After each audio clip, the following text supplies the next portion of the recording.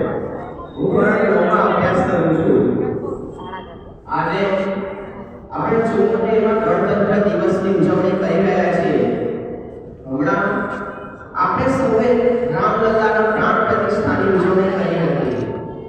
ત્યારે આજે હું એ વિરાટ વ્યક્તિત્વનું શબ્દોથી ઋણ ઉતારવા જઈ રહ્યો છું, જેના માટે દેશ કહેશે કે हमें नाज है, हमें धुआं है, हमें नाज है, हमें धुआं है, हमें फक्र है, हमें घमंड है.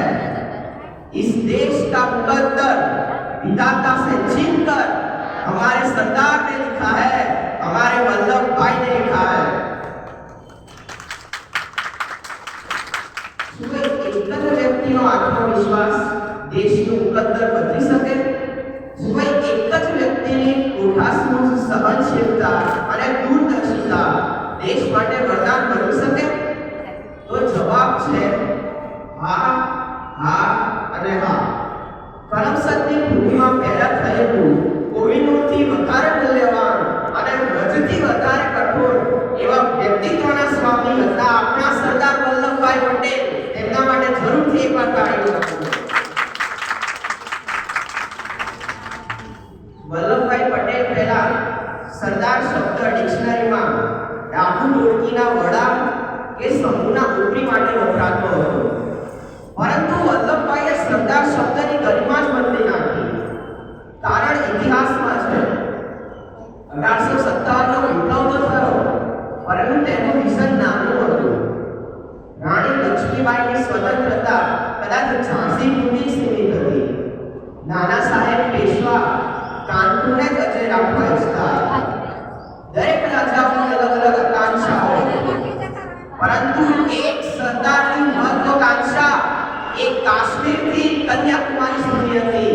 એક અખંડ ભારતના શિલ્પી હતા કે જેના લીધે ગુજરાતથી અરુણાચલ પ્રદેશ અને કાશ્મીરથી કન્યાકુમારી એક જ ધ્વજ ફરકે છે, જેનું નામ છે તિરંગો. અને ઈશ્વરે વધુ જીવવાનો અવસર આપ્યો કે મારા સરદારને, તો આજે ભારતનો નકશો જુદો. ચીનની તાકાત ના હોત કૈલાસ પર્વત હાંસલ કરવાની, આજે એલઓસી પર કેટલાય જવાનો વીરગતિના પામ્યા હોત.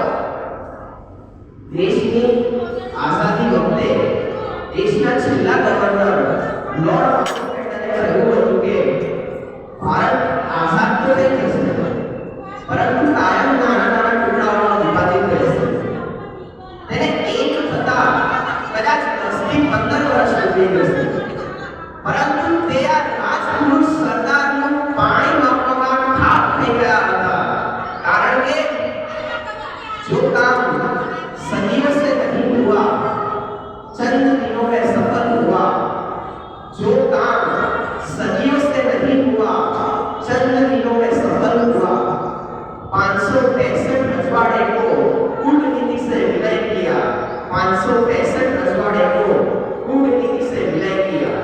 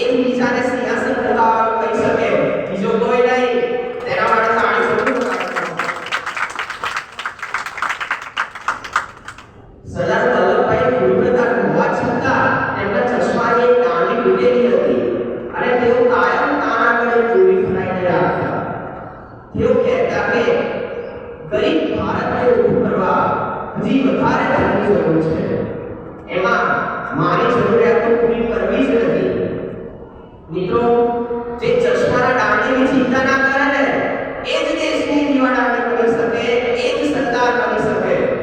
અરે તેમની ચાબખા જેવી વાણીનો થોડો પરિચય કરાવું. બારડોલી સત્યાગ્રહ વખતે વલ્લભભાઈએ કહ્યું હતું કે અહીંના કૂતરાઓમાં તો ચોસથી ભસવાનું પણ તાકાત નથી અને આપણે અંગ્રેજ સરકાર સામે લડાઈ છોડાવવાની છે. જો મોત સામે જજુમવાની તાકાત હોય ને તો હું સાથે ઉભો છું. બાકી તેનો વિચાર પણ ન કરતા. જ્યારે તેઓ અત્યંત બીમાર હતા ને ત્યારે કાશ્મીરનો મુદ્દો યુએનમાં ગયો હતો. ત્યારે તેઓ અત્યંત ગુસ્સા સાથે બોલ્યા કે આપણી માં સાથે આપણે શું કરવું ને તેનો નિર્ણય કોઈ ત્રીજો વ્યક્તિ કરે એ અસહ્ય કાયરતા છે. આવા હતા આપણા સરદાર. ભારતના પ્રથમ એવા ગૃહપ્રધાન હતા કે જેના સરદારને કોઈ ઓળખતું નથી.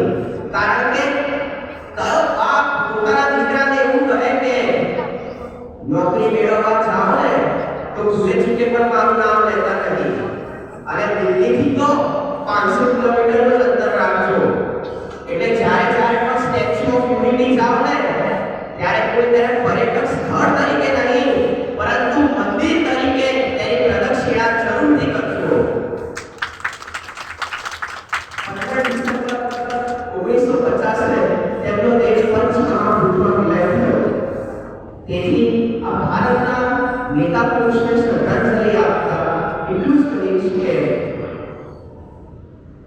गरीबों का सरदार था वो, दुश्मनों के लिए लोहा था वो.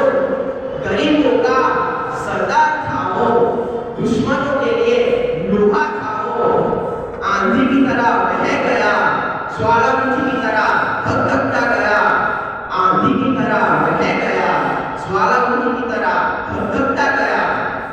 बनकर गांधी का अहिंसा का शस्त्र, बनकर गांधी का अहिंसा का शस्त्र महकता गया पूरे विश्व में जैसे कोई ब्रह्मास्त्र.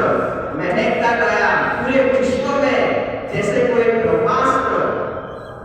इतिहास के गलियारे में जिसे खोजते, इतिहास के गलियारे में जिसे